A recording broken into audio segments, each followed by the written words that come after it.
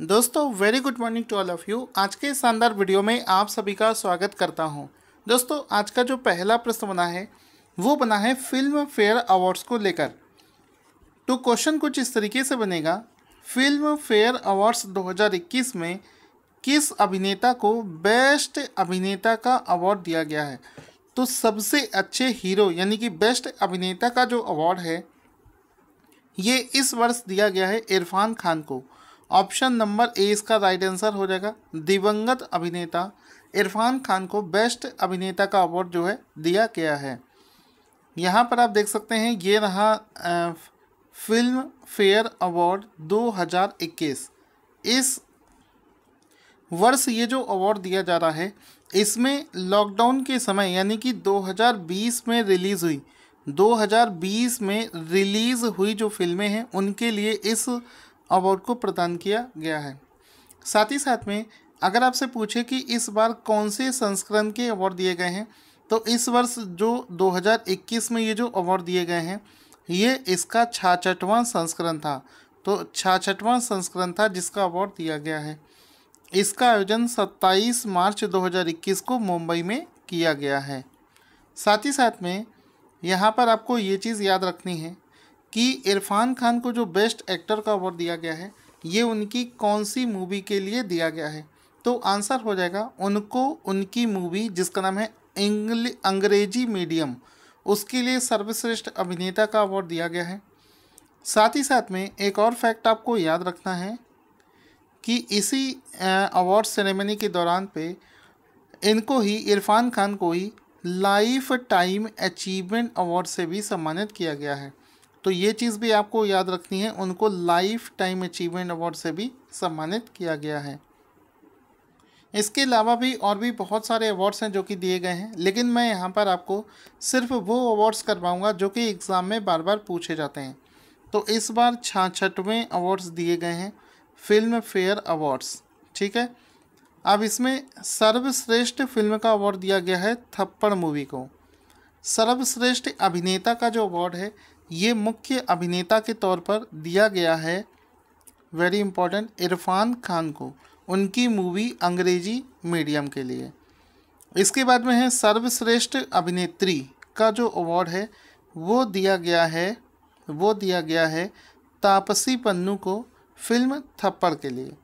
साथ ही साथ में क्रिटिक्स सर्वश्रेष्ठ अभिनेता दिया गया है अमिताभ बच्चन को उनकी मूवी गुलाबो सिताबों के लिए। इसके बाद में है क्रिटिक्स सर्वश्रेष्ठ अभिनेत्री का जो अवार्ड है ये दिया गया है तिलोत्तमा सोमे फिल्म सर के लिए। सर्वश्रेष्ठ मूवी फिक्शन कैटेगरी में दिया गया है अर्जुन को। सर्वश्रेष्ठ फिल्म पॉपुलर चॉइस कैटेगरी में दिया गया है देवी को। इसके अलावा सर्वश्रेष्ठ फिल्म नॉन फिक्शन कैटेगरी में दिया गया है बैकयार्ड वाइल्ड लाइफ सेंचुरी। इसके बाद में लाइफ टाइम अचीवमेंट अवार्ड से इरफान खान को सम्मानित किया गया है, ये भी आपको पता होना चाहिए। क्वेश्चन बनेगा कि उत्तर प्रदेश के किस जिले में बनाना फेस्टिवल आयोजित किया गया है। तो उत्तर प्रदेश के एक ज़िले जिसका नाम है कुशीनगर, यूपी के कुशीनगर में हाल ही में बनाना फेस्टिवल को आयोजित किया गया है। तो ऑप्शन नंबर 20 का राइट आंसर हो जाएगा। ये जो उत्तर प्रदेश का कुशीनगर ज़िला है यहीं पर ही बनाना फेस्टिवल आयोजित किया गया है। ऑप्शन नंबर 20 का राइट आंसर हो जाएगा। एक्चुअल में हाल ही में यूपी के सीएम योगी आदित्यनाथ जी ने वन डिस्ट्रिक्ट वन प्रोजेक्ट योजना को लॉन्च किया था। वन डिस्ट्रिक्ट वन प्रोडक्ट, तो OPOD योजना इसको बोलते हैं। इसमें हर एक डिस्ट्रिक्ट में एक प्रोडक्ट होगा जो कि विशेष रूप से उसका उत्पादन किया जाएगा। उसी के चलते इस ज़िले में कुशीनगर में बनाना की जो खेती है उससे लगभग 4000 किसान जो हैं जुड़े हुए हैं। इस वजह से बनाना फेस्टिवल को कुशीनगर में आयोजित किया गया है। यूपी के बारे में जानते हैं। यूपी की राजधानी है लखनऊ, राज्यपाल का नाम है आनंदीबेन पटेल और चीफ मिनिस्टर का नाम है योगी आदित्यनाथ, ठीक है। आगे चलते हैं, इसी से जुड़ा हुआ एक रिलेटेड जीके फैक्ट समझते हैं। अक्सर कई एसएससी के कई एग्ज़ाम में पूछा गया है कि जो फ्रूट्स होते हैं, वेजिटेबल्स होती हैं, उनके साइंटिफिक नाम एग्ज़ाम में पूछे जाते हैं।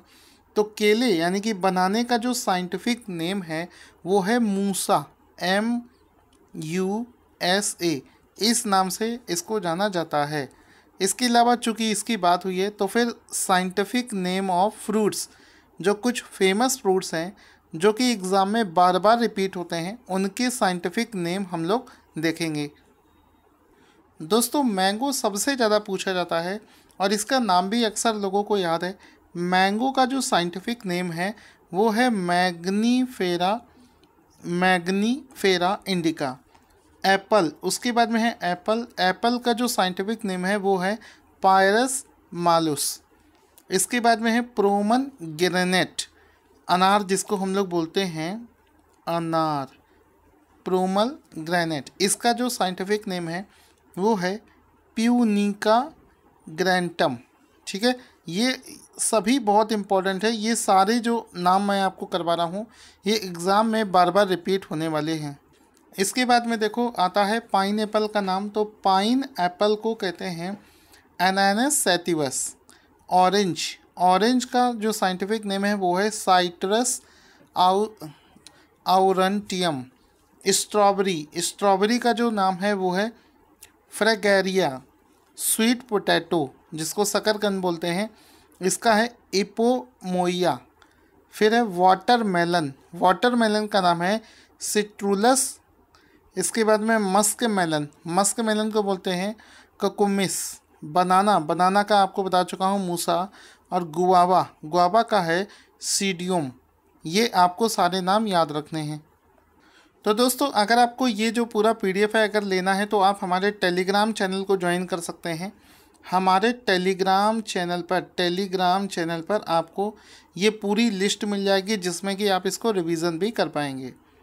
क्वेश्चन है कि भारत का पहला राज्य कौन सा बना है जहां पर 2 ग्रीन एनर्जी इफ़िशिएंट टाउन है। तो भारत का पहला ऐसा राज्य बना है बिहार। ऑप्शन नंबर ए इसका राइट आंसर हो जाएगा। भारत का पहला ऐसा राज्य बना है बिहार जहां पर 2 ऐसे टाउन हैं जो कि पूरी तरीके से ग्रीन एनर्जी इफ़िशिएंट टाउन है। और ऐसा होने वाला बिहार जो है ये पूरे भारत का ऐसा पहला राज्य है जिसमें ग्रीन एनर्जी इफ़िशिएंट ज़िले हैं। तो बिहार में आप इस फोटो को देख सकते हैं, लिखा है Bihar first state to have 2 green town in Rajgir and Bodh Gaya. तो ये कौन कौन सी जगह हैं जहाँ पर ये टाउन है? पहले का नाम है राजगीर और दूसरे का नाम है बोध गया। तो 2 टाउन जहाँ पर ये ग्रीन एनर्जी इफ़िशिएंट जगह हैं, एक का नाम है राजगीर और दूसरे का नाम है बोध गया। तो ये जो दोनों शहर हैं, इन दोनों को चलाने के लिए जो आवश्यक हरित ऊर्जा है वो किस कंपनी के द्वारा सप्लाई करी जा रही है? तो उस कंपनी का नाम है SECI, मतलब solar energy corporation of India. ये कंपनी है जो कि वहाँ पर इसकी पूर्ति कर रही है। अगला प्रश्न है कि भारत को वर्ष 2025 तक टीबी मुक्त बनाने के लिए किसने ट्राइबल टीबी इनिशिएटिव लॉन्च किया है? तो भारत को 2025 तक 2 क्वेश्चंस यहाँ पर छिपे हुए हैं। पहला तो ये कि भारत को टीबी मुक्त कब तक घोषित कर दिया जाएगा। इसका जो इंडिया ने लक्ष्य रखा है वो रखा है 2025। ये भारत का लक्ष्य है, 2025 तक भारत को टीबी मुक्त बनाना है। इसी के लिए हाल ही में एक अभियान चलाया गया है जिसका नाम है ट्राइबल टीबी इनिशिएटिव। इसको लॉन्च किया है डॉक्टर हर्षवर्धन ने। ऑप्शन नंबर 20 का राइट आंसर हो जाएगा कि जो केंद्रीय स्वास्थ्य मंत्री हैं जिनका नाम है डॉक्टर हर्षवर्धन, उन्होंने ट्राइबल टीबी इनिशिएटिव नाम से एक अभियान को शुरू किया है। इसमें आप देख सकते हैं लिखा है union health minister doctor Harshvardhan launches tribal TB initiative in pursuit of TB मुक्त भारत। 2025 तक भारत को टीबी से मुक्त करने के लिए इस अभियान को लॉन्च किया गया है। इस अवसर पर एक मैगज़ीन भी लॉन्च करी गई है जिसका नाम है एलेक, ALEKH। ये वो मैगज़ीन है जिसको इस अवसर पर लॉन्च किया गया है। अब नोट, इसी से जुड़े हुए कुछ और फैक्ट आपको याद रखने हैं। पहला ये कि जो ट्यूबरकुलोसिस है ये एक बैक्टीरिया से होने वाली बीमारी है और वर्ल्ड ट्यूबरकुलोसिस डे हाल ही में मनाया गया था। इसको हर साल 24 मार्च को मनाया जाता है। अगला प्रश्न है कि बहरीन ग्रैंड प्रिक्स 2021 जो है किस खिलाड़ी ने जीत लिया है। तो आंसर हो जाएगा कि हाल ही में लेविस हैमिल्टन ने। Option number A will be the right answer कि हाल ही में लेविस हैमिल्टन ने बहरीन ग्रैंड प्रिक्स 2021 का खिताब जीत लिया है। इनका फोटो भी देख सकते हैं, लेविस हैमिल्टन ने इस खिताब को जीत लिया है। क्वेश्चन बनेगा कि वर्ल्ड पियानो डे प्रति वर्ष किस दिन मनाया जाता है। तो एवरी ईयर जो वर्ल्ड पियानो डे है ये किसी भी वर्ष के शुरुआत के 88वें दिन मनाया जाता है। 88th डे जो होता है उस दिन इसको मनाया जाता है वर्ल्ड पियानो डे। तो ऑप्शन नंबर ए इसका राइट आंसर हो जाएगा। इस बार ये जो दिवस है इसको 29 मार्च को बनाया गया है, क्योंकि इसका जो 28वां दिवस था वो 29 मार्च को पड़ा है, तो इसको 29 मार्च को इस बार मनाया गया है। क्वेश्चन बनेगा कि हाल ही में इंडो कोरियन फ्रेंडशिप पार्क यानी कि इंडिया और कोरिया की मदद से कोलैबोरेशन से एक पार्क स्थापित किया गया है। इसको कहाँ पर इस्टेब्लिश किया गया है। तो आंसर हो जाएगा इसको हाल ही में नई दिल्ली में इस्टेब्लिश किया गया है इंडो कोरियन फ्रेंडशिप पार्क। ये जो पार्क है ये इंडिया और कोरिया की फ्रेंडशिप को रिप्रेजेंट करता है। इसको हाल ही में दिल्ली में इस्टेब्लिश किया गया है। इसमें आप देख सकते हैं ये कोरिया के डिफेंस रिप्रेजेंटेटिव हैं और ये इंडिया के डिफेंस रिप्रेजेंटेटिव हैं। तो रिपब्लिक और कोरिया और इंडिया यहाँ पर आपको दिख रहा होगा, इनके कोलैबोरेशन में ये जो फ्रेंडशिप पार्क है इसको हाल ही में दिल्ली में इस्टेब्लिश किया गया है। तो यहाँ पर हम लोग दक्षिण कोरिया के बारे में समझते हैं। इसकी राजधानी है सियोल, राष्ट्रपति का नाम है मून जे इन और मुद्रा है यहाँ की दक्षिण कोरियाई वोन। आगे चलते हैं। क्वेश्चन बनेगा कि वर्ल्ड डेवलपमेंट रिपोर्ट, विश्व विकास रिपोर्ट के अनुसार कितने प्रतिशत निम्न आय वाले देशों में ओपन डेटा नीति है। तो आंसर हो जाएगा इसमें ऑप्शन नंबर बी 11%। ठीक है, तो 11% ऐसे कम आय इनकम वाले देश हैं जहां पर अभी ओपन डेटा नीति है। ओपन डेटा नीति वहां पर अपनाई जा रही है। तो ये जो रिपोर्ट है वर्ल्ड डेवलपमेंट रिपोर्ट, इसको किसके द्वारा लॉन्च किया गया है। तो इस रिपोर्ट को हाल ही में विश्व बैंक ने लॉन्च किया है, जिसके द्वारा इस रिपोर्ट को तैयार किया गया है। आगे चलते हैं। अगला प्रश्न बनेगा कि हाल ही में किस फाइनेंस टेक्नोलॉजी यानी कि फिनटेक कंपनी ने distributor to retailer D2R finance सुविधा को लॉन्च किया है। तो ये जो सुविधा है D2R distributor to retailer finance सुविधा, इसको हाल ही में बहुत ही फेमस UPI ऐप जिसका नाम है भारत पे के द्वारा लॉन्च किया गया है। तो भारत पे ने हाल ही में इस योजना को, स्कीम को, सुविधा को लॉन्च किया है। अब इस सुविधा के तहत क्या होगा, इस सुविधा के तहत जितने भी रिटेलर्स हैं, डिस्ट्रीब्यूटर्स हैं और व्यापारी जो हैं, इनको एक अच्छी तरलता यानी कि लिक्विडिटी मिल सकेगी। लिक्विडिटी का मतलब होता है उनको पैसे की आवश्यकता जो होगी वो उनको मिल जाएगी।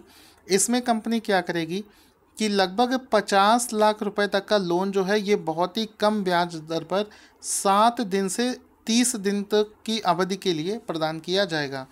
तो ये डेटा भी आपको याद रखना है कि कितने से कितने, तो 7 दिन से 30 दिन तक के लिए 50 लाख रुपए जो है ये प्रदान किया जाएगा। भारत पे कंपनी के बारे में इसके जो CEO हैं उनका नाम है असनीर ग्रोवर। असनीर ग्रोवर इसके CEO का नाम है, ये भी आपको याद रखना है। अगला प्रश्न बनेगा कि नीति आयोग की एक रिपोर्ट के अनुसार भारत का जो स्वास्थ्य सेवा उद्योग है ये 2022 के अंत तक कितने बिलियन डॉलर तक पहुंच जाएगा। तो आंसर हो जाएगा 372 बिलियन डॉलर। ऑप्शन नंबर 20 का राइट आंसर हो जाएगा। ऑप्शन नंबर 20 का राइट आंसर हो जाएगा कि नीति आयोग ने हाल ही में एक रिपोर्ट पब्लिश करी है जिसके अनुसार भारत का जो हेल्थ सेक्टर है ये 2022 के अंत तक पहुंचते पहुंचते 372 बिलियन डॉलर जो है इसके आसपास पहुंच जाएगा।